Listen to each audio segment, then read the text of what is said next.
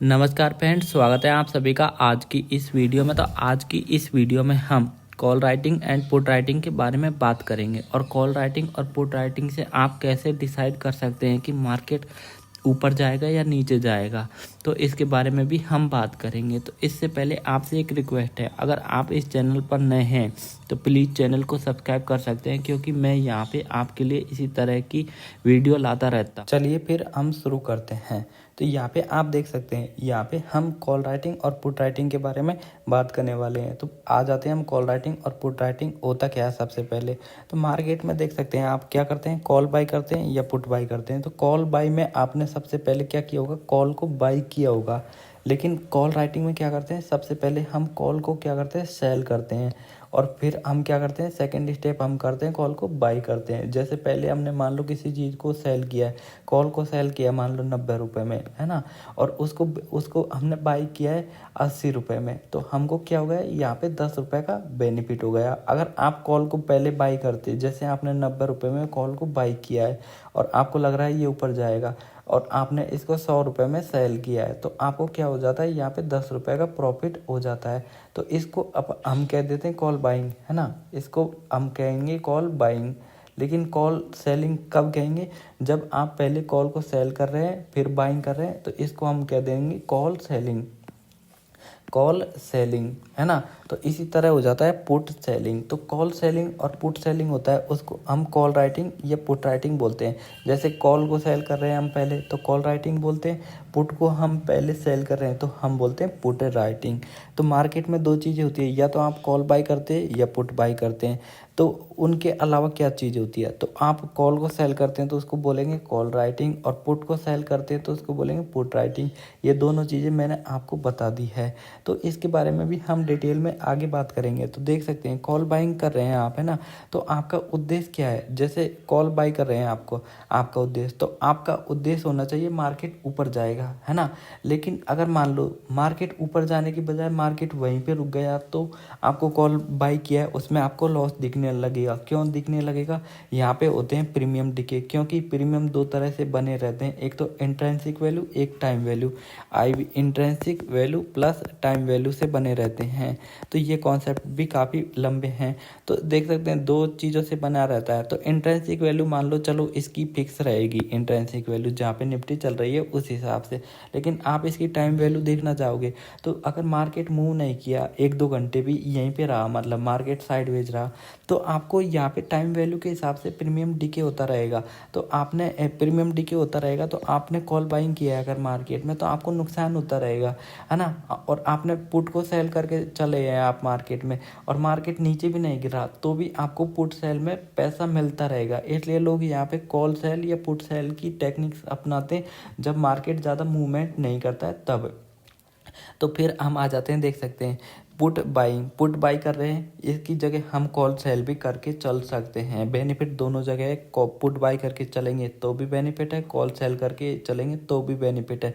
लेकिन put by करके चलेंगे तब बेनिफिट जब मिलेगा, जब मार्केट तेज़ी से गिरता है, तब हमको बहुत ज़्यादा बेनिफिट मिल सकता है। एक एस्टिमली मतलब बहुत ज़्यादा हम इसमें पुट बाइंग में कमा सकते हैं। लेकिन कॉल सेल में करके हम एक लिमिटेड पैसा कमा सकते हैं। मान लो हमने 50 रुपये की कॉल को सेल किया है, तो हमको यहाँ पे मिल कितने सकते हैं, 50 रुपये मिल सकते हैं। लेकिन आपने पुट बाई किया है, जैसे मान लो 50 रुपये का पुट बाई किया है, तो 50 रुपये का पुट 200 रुपये भी हो सकता है। तो इसलिए यहाँ पे अपॉर्चुनिटी आपको ज़्यादा रहती है बाइंग में। लेकिन मान लो आपको लग रहा है मार्केट गिरेगा लेकिन ज़्यादा नहीं गिरेगा, तो आप कॉल सेल करके चल सकते हैं।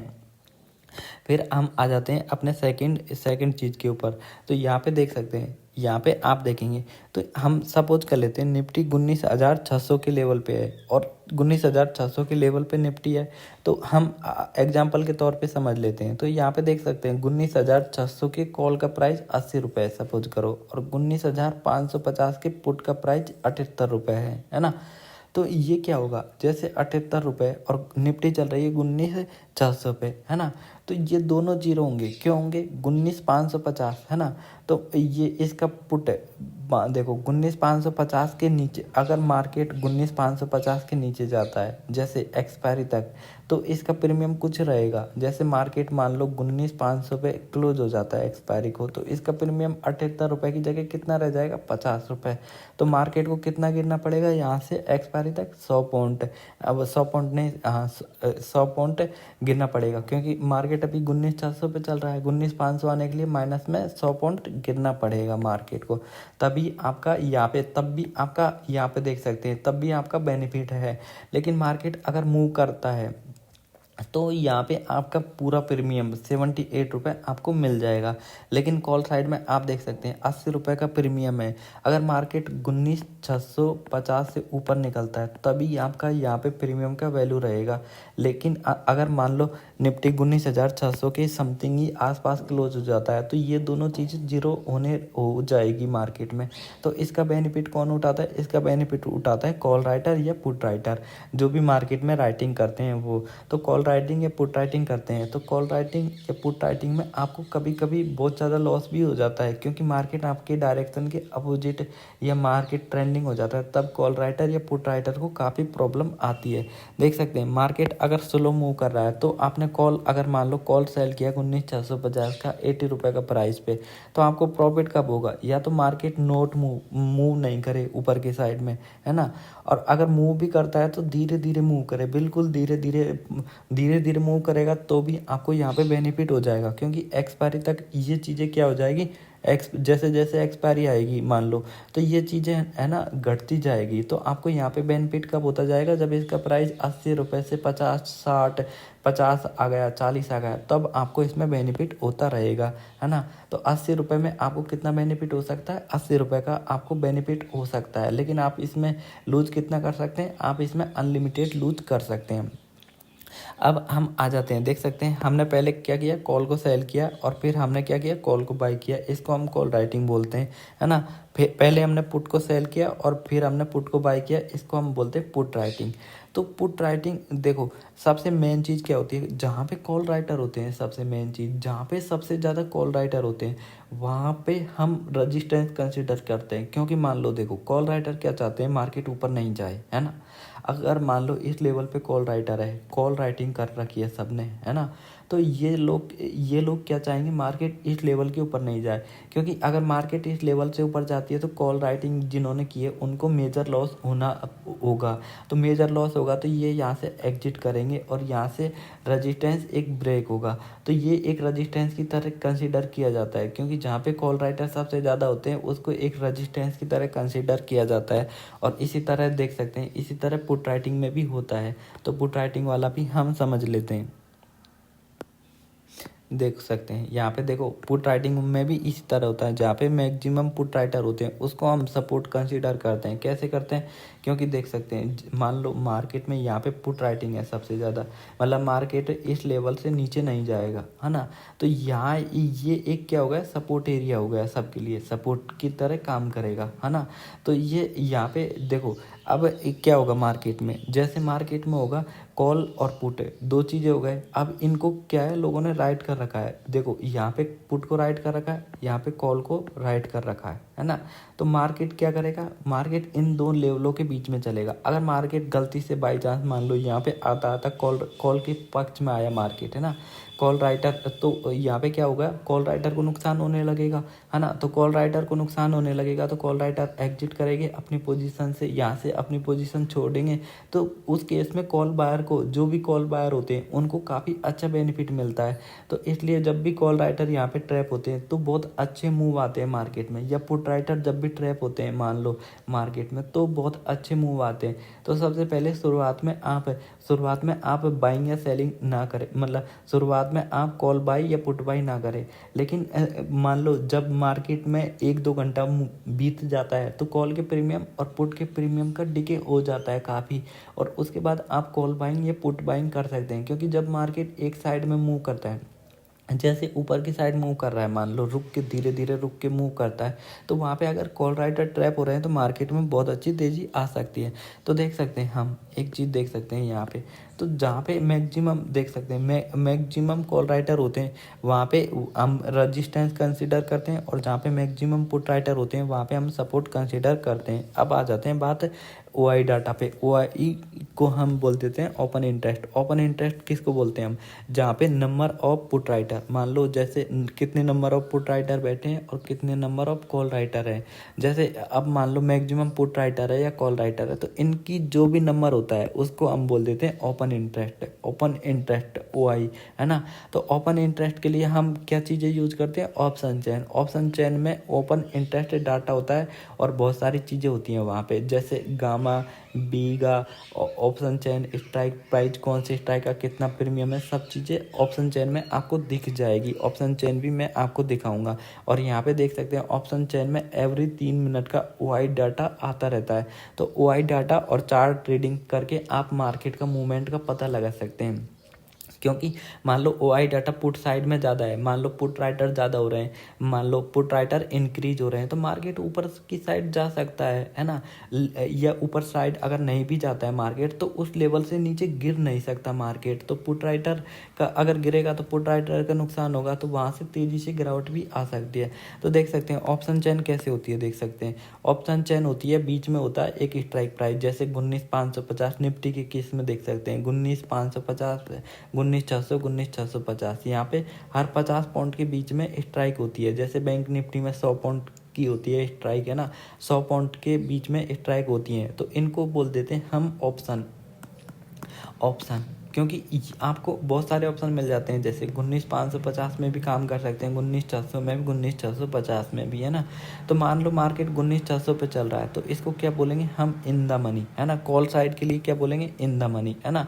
और 19,550 है तो इसको सॉरी 19,600 है तो इसको हम इन द मनी नहीं, एट द मनी बोलेंगे। एट द मनी, मार्केट अगर 19,600 पे है तो एट द मनी, 19,550 को इन द मनी बोलेंगे, और इसको 19,650 को कॉल साइड के लिए आउट द मनी बोलेंगे। इस साइड के लिए उल्टे हो जाएंगे, क्योंकि हम इस साइड में 19,650 है तो मार्केट 19,650 से नीचे है, तो इसको हम बोलेंगे इन द मनी, इसको एट द मनी, इसको out the money put side के लिए। तो पुट साइड में देख सकते हैं यहाँ पे होंगे कॉल राइटर, यहाँ पे होंगे पुट राइटर। इसको हमेशा राइटिंग की पक्ष से देखा जाता है ऑप्शन चेन को, मार्केट को। तो देख सकते हैं ऑप्शन चेन में देख सकते हैं यहाँ पे OI डाटा, अगर मान लो OI डाटा कॉल साइड में देख सकते हैं 19,600 पे है 1,12,00,000, है ना। और 19,600 पे यहाँ पे देख सकते हैं पुट राइटर कितने, 81 लाख। तो कॉल राइटर ज़्यादा है मार्केट में, है ना। और 19,650 पे आप देख सकते हैं 80 रुपये के भाव पे कितने कॉल राइटर बैठे हैं, 1,31,00,000। और यहाँ पे कितने हैं, 10 लाख है। तो ये 1,31,00,000 कॉल राइटर हैं, तो मार्केट को ये ऊपर जाने नहीं देंगे। इसी तरह 19,550 पे पुट राइटर कितने बैठे हैं, 1,07,00,000। तो ये मार्केट को नीचे नहीं जाने देंगे। तो ये होता है सपोर्ट रजिस्टेंस। अब ये किसकी तरह काम करेगा? ये काम करेगा रजिस्टेंस की तरह, है ना। और ये काम करेगा सपोर्ट की तरह। दो चीज़ें हो गई, सपोर्ट और रजिस्टेंस। इससे आप एक तरह से फाउंड आउट कर सकते हैं।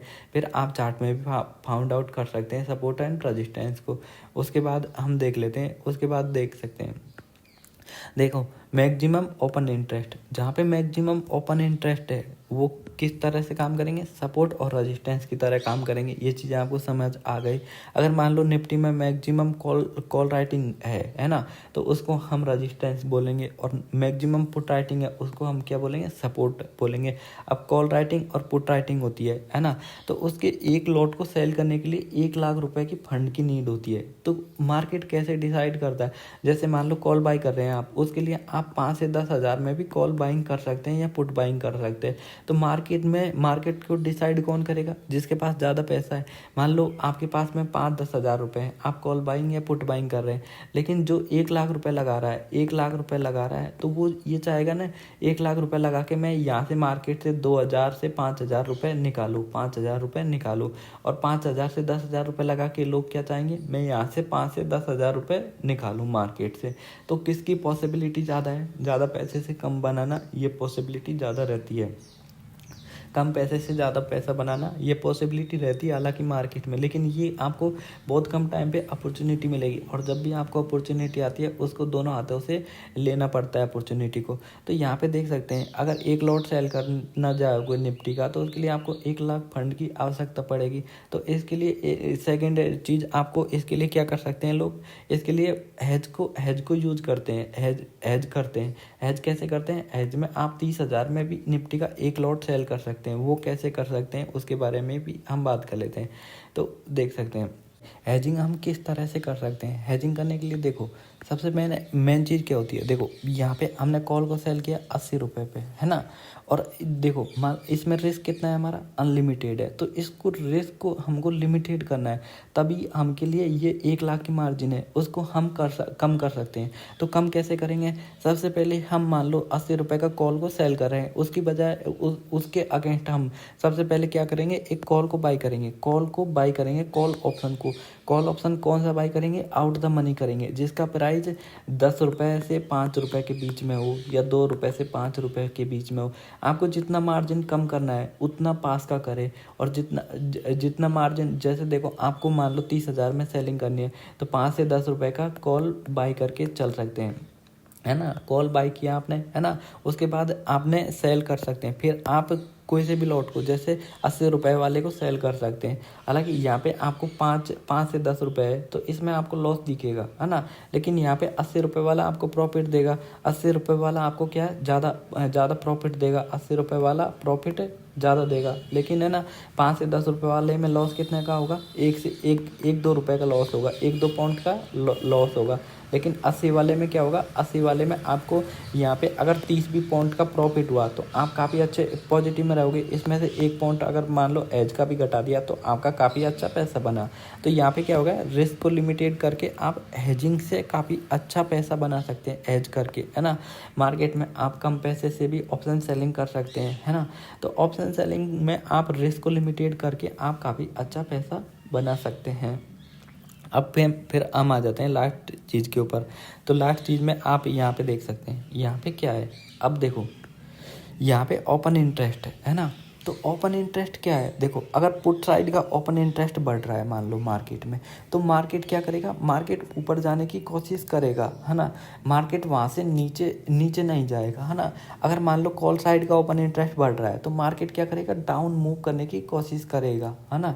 अगर मान लो OI data open interest put side का घट रहा है मान लो, है ना, तो मार्केट क्या करेगा, डाउन मूव करने की कोशिश करेगा। अगर ओपन इंटरेस्ट कॉल साइड का घट रहा है तो मार्केट अप मूव करने की कोशिश करेगा। तो ये चीज़ों का आप स्क्रीनशॉट ले सकते हैं, क्योंकि ये आपके लिए काफ़ी बेनिफिट होने वाली है मार्केट में आने वाले टाइम के लिए। तो हम ओपन इंटरेस्ट के लिए किस चीज़ को यूज़ करेंगे, हम यूज़ करेंगे सेंसिबल को। सेंसिबल एक ऐसा प्लेटफॉर्म है जिसमें आप ओपन इंटरेस्ट को भी यूज़ कर सकते, ओपन इंटरेस्ट का डाटा देख सकते हैं, ऑप्शन चेन का भी यूज कर सकते हैं, फ्री ऑफ कॉस्ट है। एंजल वन के लिए, एंजल और जीरोधा के लिए ये फ्री ऑफ कॉस्ट है।